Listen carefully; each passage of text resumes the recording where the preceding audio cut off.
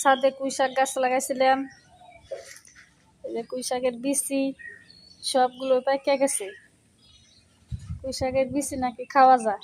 আমি কোনোদিন খাইছি না, রান্না করছি না।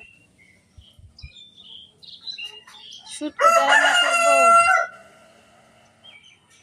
না গুড়া মাছ দেয়া না ভাজি করবো, আপনারা সবাই বলবেন কমেন্টে।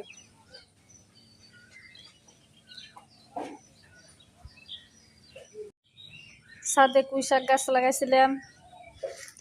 এই যে পুঁই শাকের বিচি সবগুলো পাইকা গেছে। পুঁই শাকের বিচি নাকি খাওয়া যায়। আমি কোনোদিন খাইছি না, রান্না করছি না। শুটকি দিয়ে রান্না করবো